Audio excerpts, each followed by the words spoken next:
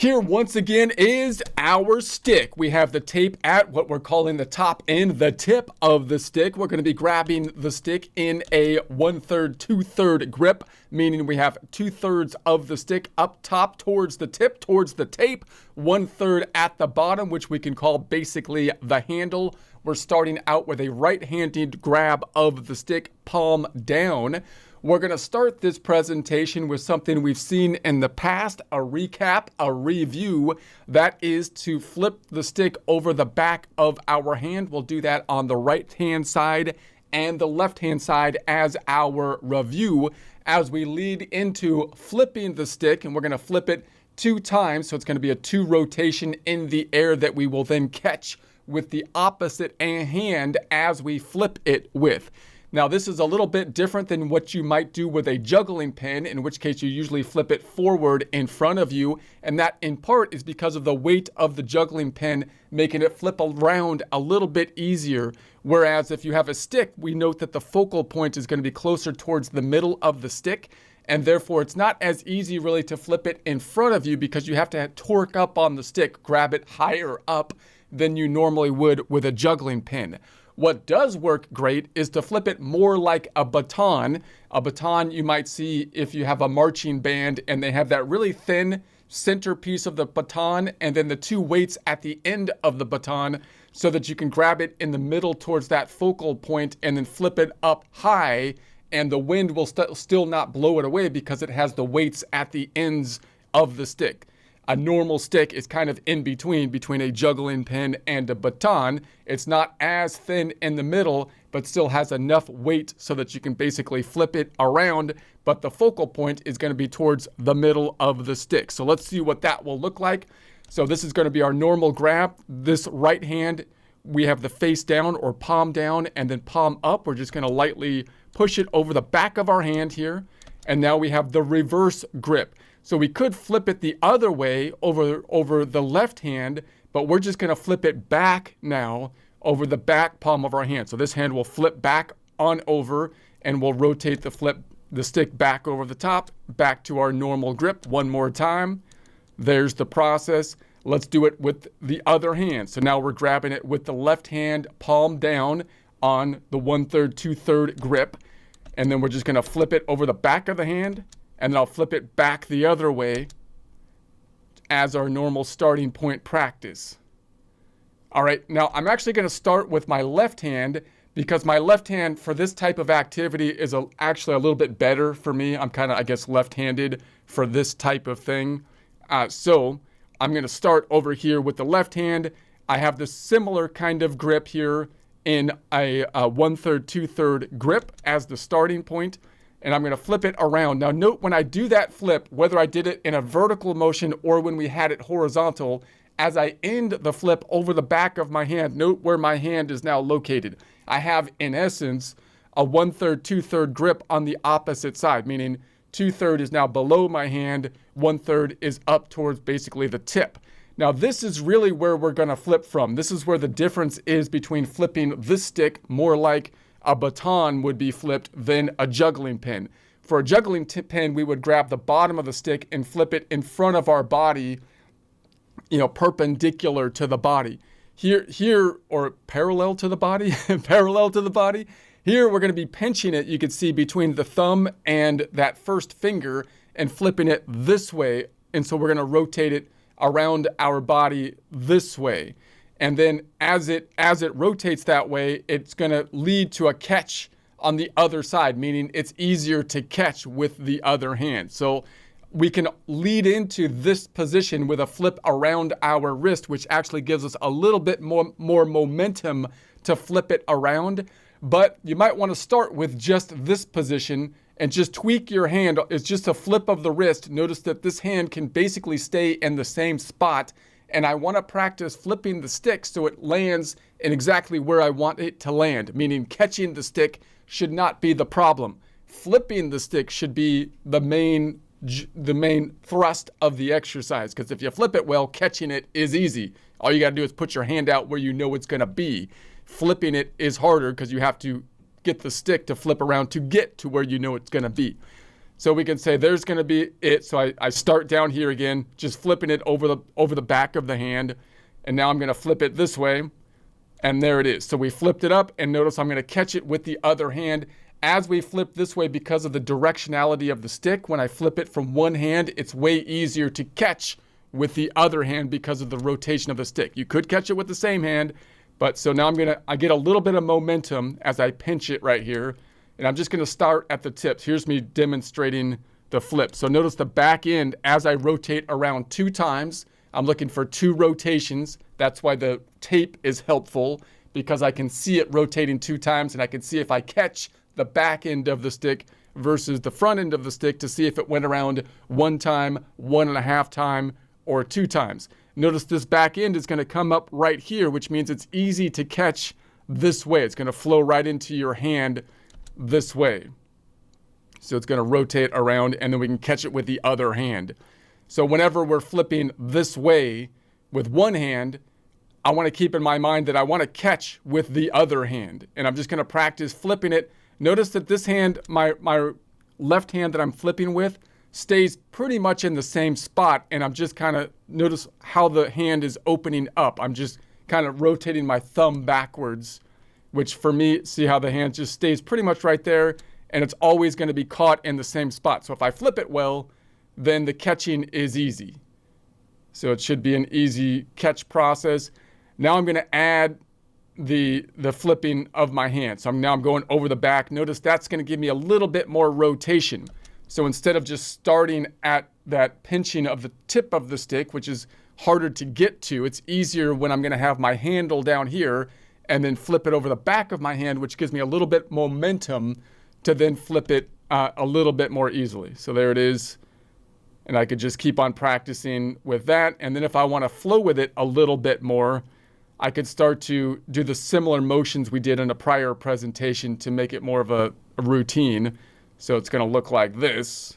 We catch it, and then I could flip it under my arm as we did in prior presentations as we went side to side. And then I'm going to grab it with my other hand and pull it back down. Now when I pull it back down to here, I'm basically in the same position to just flip it again. So now I'm going to flip it again. Boom. And now I grab it. I put it under my arm, grab it with the other hand, pull it down, and then I'm going to flip it again over the back of the hand to the thumb pinch and flipping it up, grabbing it with the other hand, pulling it underneath as we did when we did the side to side, grabbing it with the other hand on my left hand, which I'm going to flip with, pulling it down. Now I'm in the side rotation that makes it easy to flip over the back of my hand here to that pinched formation, and then I can roll it up into the flip. Boom. Now I can also do the thumb roll if I want to just practice this on one hand and still kind of have a flowing motion from going side to side instead of just kind of totally stopping and setting up this hand, right? I can kind of flow into that hand so I can make it more of a fun routine. So I can do a couple thumb rolls, pull it back over, flip it, under the shoulder, thumb roll. So same kind of thing. Now let's do it with the other hand. Now this is actually not my favorite hand for this particular activity. I'm kind of weird like that. I write with my right hand and I do a lot of things. My right hand I think is actually stronger, but actually with things like this, my left hand is better for whatever reason. So whatever hand is better for you to, you'll probably have a favorite hand, obviously. So then but the same thing, I could flip it here, and then I'm going to start with that. So I'm going to start just by this point. This is kind of hard to do, to flip it in 2 rotations from this stagnant position, because you have to get a lot of torque from your thumb just with that wrist flip, but you can totally do it. I can do it way better with my left hand for whatever reason than my right, but it's totally doable, and you get just enough more twist if you flip it over the back of your hand. So here's the rotation. If I flip it with my right hand, it's going to be easier to catch with my left whenever I'm flipping it this way. It is possible to throw it the other way. We'll do that possibly later, but when I'm flipping it in this direction, you want to catch it with the other hand typically. So, and notice again, as I catch it with the other hand, see a little off. That was the throw that's off, not the catch. So now notice, like this hand, I got in a habit of like flipping it and pulling this hand backwards, and it really should just, this hand should just kind of be right here. It should actually flow up to right here and just open up and pinch, and that's all the force you need. So now we'll start over the wrist and then the flip. So I'm going to go over the wrist, then the flip. It gives me a little bit more activity. Over the wrist, the flip. And now I can start to do the rotation, still working on one hand, but as I go to the other hand, maybe I then put it under my shoulder, just like so we get the little flow. So now I'm going to go under the shoulder with this hand and then grab it and pull it back down. So that puts me right into that position again to roll it over the back of the hand and do the flip. Over the back hand, flip, and then I'm going to grab it here, put it under my arm, and then grab with the other hand, 2/3, 1/3 grip, pull it down, and now I have the same position. So that gives it a little bit more of a flow when I'm just want to practice on one hand, catching it with the other hand, and then just kind of flowing back on over a little bit more smoothly with a little routine. And then once I'm doing that, of course, I could then flip it around my thumb as I grab it on this side, just for a different variant before I put it under my arm, for a different variant as I'm really focusing in on this hand, but just to do something different with this hand as I'm kind of doing that. So now let's do the same thing, but in front of our body, going back and forth. So this time I'm gonna, instead of focusing on just one hand at a time, I'm just gonna go back and forth, flipping over the thumb of my right hand and then flip over the thumb of my left hand. This is similar to an exercise we did before. Before we flipped it, we just went back and forth over the back of the hand. But instead of just going over the back of the hand, we're now gonna flip it as we go back and forth. So it's gonna look like this. So there's the flip going that way, and now I catch it reverse. There's the flip going the other way. Now, notice before we did something like this, right? So I've got my palm down. I'm going to flip it over the back of my hand, and now I'm here, and now I flipped it this way. Now, this palm, my left is down, and this one is up. I'm just going to flip it over the back of my hand this way, and goes back and forth. So we did this exercise last time, which is fun to do in and of itself.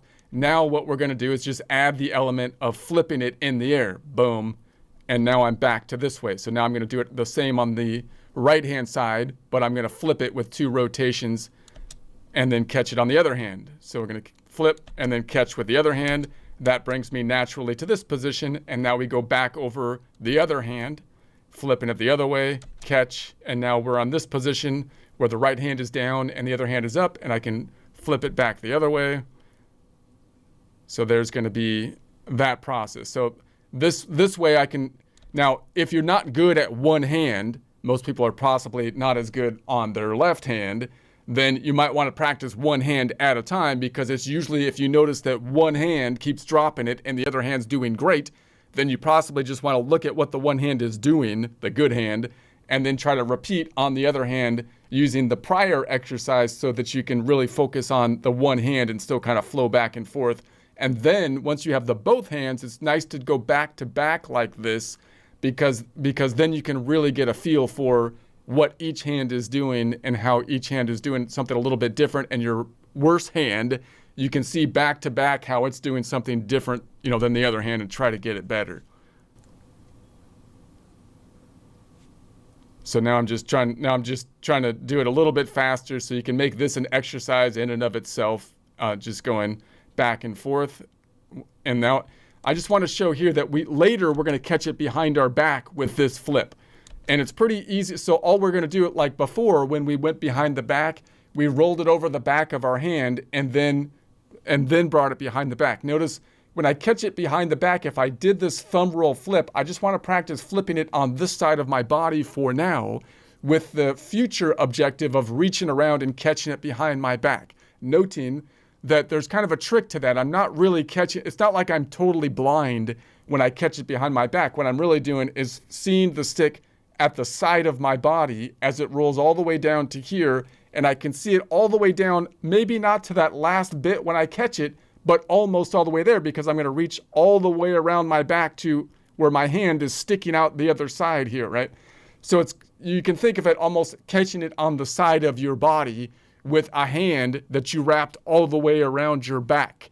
That's going to be the easier way to kind of do it, at least at first, because then you can see it all the way down. Now, when you get really good at it, you can flip this so that it lands in the perfect spot, and you don't really need to see it going all the way down. You can navigate it just by the fact that you know that you flipped it well and see it just most of the way down.